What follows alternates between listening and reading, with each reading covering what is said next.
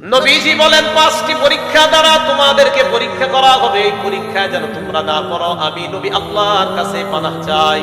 নবীজি আল্লাহর কাছে পানাহ চাইছে, পরীক্ষা যেন আমরা না পড়ি। এবার দেখেন, নবীজি বলছে পরীক্ষা তোমাদেরকে করা হবে, তো আপনারা বললেন করা হবে না, হয়েছে দেখেন। এক নাম্বার, লাম তাজহারিল ফাহিশাতু ফি কওমিন কাত্তু হাত্তা ইউলিনু বিহা। কোন সমাজের মধ্যে যদি অশ্লীলতা প্রকাশ্যে ছড়িয়ে পড়ে, এটা কি পড়বে? করছে না? তাহলে এই পরীক্ষায় অলরেডি আমরা আছি। তো গজব কি এটা? ইল্লা ফাশা ফীহি মুত্তাউন, ওই এলাকার মধ্যে মহামারী দেখা দিবে। কি দেখা দিবে? আর কি দেখা দিবে? দেখেন নবীজির হাদিস কি আজীব হাদিস, দেখেন কি করে। ওয়াল আউজাউল্লাতী লাম তাকুন মাযাত ফি আসলাফিহিমুল্লাযীনা মাযাউ, এমন এমন রোগ বিমারি তোমাদের উপর দেখা দিবে যে রোগের কথা আগের জাতি কখনো শুনে নাই।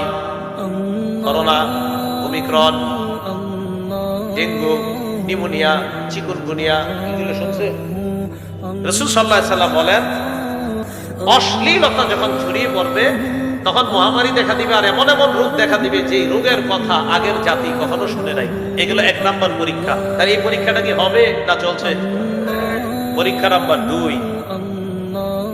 দুই নাম্বারটা মনে আমাদের দেশে নাই, তারপরে আপনারা বললেন আছে কিনা, সম্ভবত নাই। আর কি দেখেন কি, ওয়ালাম ইয়ানকুসুল মিকিয়ালা ওয়াল মিজান, যে দেশের মধ্যে ওজনে কম দিবে,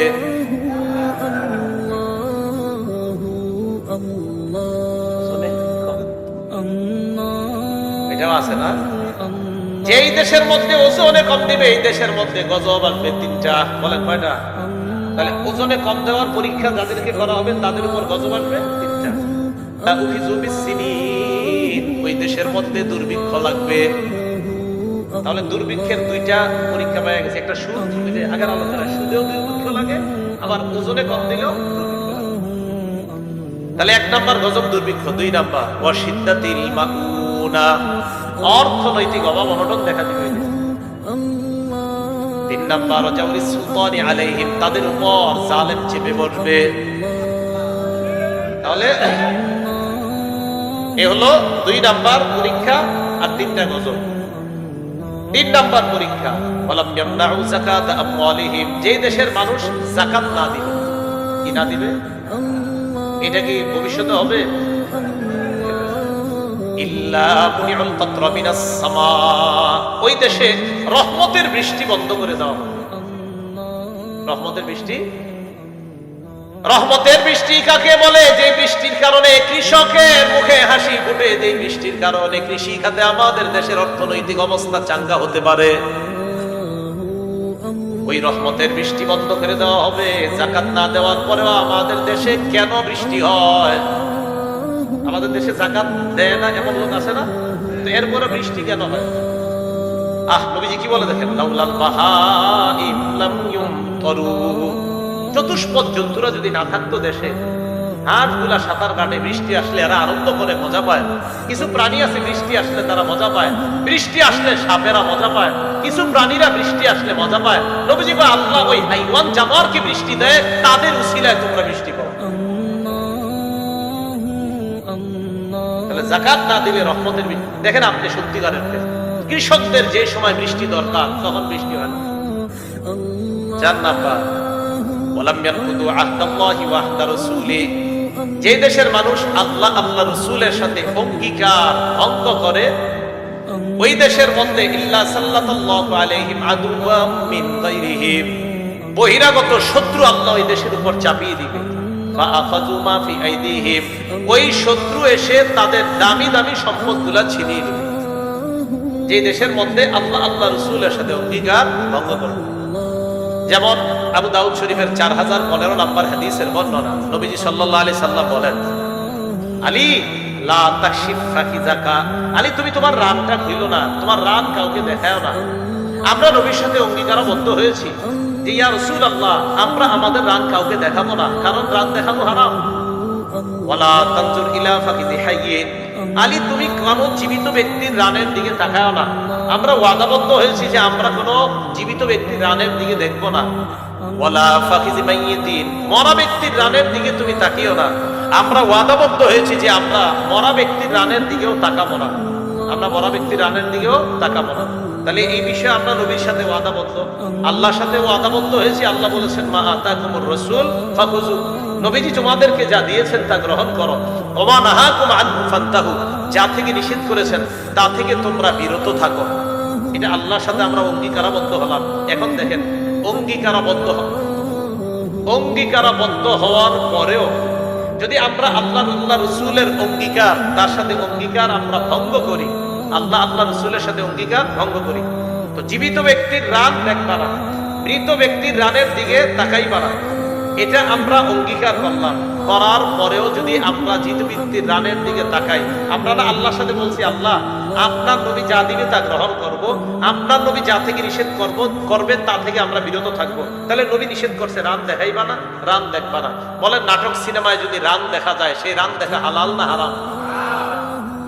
যদি খেলার মধ্যে রান দেখা যায়, হাডুডু খেলার মধ্যে রান দেখা গেলে, আর কোনো খেলা আসেনি রান দেখা যায়? কি খেলা? না ফুটবল তো ফুল প্যান্ট করে কি বলে, তাহলে তো এটা দেখা যাবে, কারণ নবীর সাথে তো অঙ্গীকারাবদ্ধ হয়েছি আমরা। যদি মরা ব্যক্তিরাও খেলতো তাও দেখা যায় ছিল না, কারণ রাসূল সাল্লাল্লাহু আলাইহি সাল্লাম বলছে মরা ব্যক্তির রানও দেখবা না, সেখানে জীবিতরা খেলে তাদের রান দেখা যাবে। আমি কিন্তু বলি নাই কোন খেলা, আপনারা বলেছেন। আমি বলছি, কারণ আমি বললে আবার আপনারা বলেন বলছেন আবেগ নিয়ে খেলেন না। আমি কিন্তু বলি নাই কোন খেলা, আপনারাই খেলার নামটা বলছেন। কিসের নাম বলছেন? হ্যাঁ আপনারাই বলছেন, আমি এখনো বলিনি। তাহলে এই খেলার নাম আপনারা বলছেন, আর ওই খেলায় রান দেখা যায় আপনারাই বলছেন। আমার নবী বলছে যে রান দেখবা না। এখন খেলে কি মরারা না জিন্দারা? মরারা খেললেও দেখা যাইত না, জিন্দারা খেললেও দেখা যাইত। আল্লাহ বুঝার তৌফিক দান করেন। আল্লাহ রসুলের সাথে অঙ্গীকার ভঙ্গ করলে বহিরাগত সূত্র এসে আমাদের দাবি সম্পদ নিয়ে যাবে। এটা 4 নম্বর পরীক্ষা। পরীক্ষা নাম্বার 5, ওয়ালাম তাহকুম আইম্মাতুহুম বিকিতাবিল্লাহ। যেই দেশের মধ্যে আল্লাহর কিতাব অনুযায়ী ফয়সালা করা হবে না, যেই দেশে আল্লাহর কিতাব অনুযায়ী ফয়সালা হবে না, ওয়ায়াতাখায়্যারু মিম্মা আনজালাল্লাহ, আল্লাহ যা নাযিল করেছেন এটা যদি কোনো দেশের ব্যক্তিবর্গ দায়িত্বশীল যারা আছে তারা মেনে না নেয়, ইল্লা জাআলাল্লাহু বাসাকুম বাইনাকুম, ওই দেশে মানুষে মানুষে আল্লাহ যুদ্ধ বাঁধিয়ে দিবে, সংঘাত বাঁধিয়ে দিবে। এই 5 পরীক্ষায় বিভিন্ন ধরনের গজব আমাদের উপর আসবে। বলেন তো এই 5টা পরীক্ষা কি ভবিষ্যতে হবে না চলছে? এর মধ্যে 1 নাম্বার পরীক্ষাটা অশ্লীলতা ছড়িয়ে পড়া। বলেন কি ছড়িয়ে পড়া? অশ্লীলতা। সহিহ বুখারীর 5590 নাম্বার হাদিসের বর্ণনা। ক্বালা রাসূলুল্লাহ সাল্লাল্লাহু আলাইহি ওয়াসাল্লাম, নবীজি সাল্লাল্লাহু আলাইহি ওয়াসাল্লাম বলেন, লা ইয়াকুনান্না মিন উম্মতি আকওয়াম ইস্তাহিল্লুনাল হিররা ওয়াল হারির। নবীজি বলেন আমার উম্মতের মধ্যে এমন একদল মানুষের আবির্ভাব ঘটবে যারা জিনাকে হালাল মনে করবে। জিনাকে কি মনে করবে? হালাল। ওয়াল হারিরা, রেশমের পোশাককে হালাল মনে করবে। ওয়াল খামরা, মদকে হালাল মনে করবে। ওয়াল মাআজিফা, বাদ্যযন্ত্রকে হালাল মনে করবে। তাহলে জিনা হালাল মনে করবে, রেশমের পোশাক হালাল মনে করবে, মদ হালাল মনে করবে, বাদ্যযন্ত্রকে হালাল মনে করবে। এবার দেখেন নবীজি কি বলে। আবু দাউদ শরীফ 3688 নম্বর হাদিসের বর্ণনা। ক্বালা রাসূলুল্লাহ সাল্লাল্লাহু আলাইহি ওয়াসাল্লাম, নবীজি বলেন, লা ইয়াশরাবান্না নাসুম মিন উম্মতি আল খামরা, আমার উম্মতের একদল মানুষ মদ পান করবে। ইউসাম্মুনাহা বিগাইরি ইসমিহা, মদ খাবে নাম দিবে অন্য, মদ খাবে অন্য নাম দিয়া। বিয়ার, মাদক নিবে, ইয়াবা, গাঁজা, বিভিন্ন নেশা জাতীয় দ্রব্য তারা গ্রহণ করবে। এরা বিভিন্ন নামে নেশা জাতীয় দ্রব্য তারা সেবন করবে, নেশা করবে, এরা বিভিন্ন নাম দিবে।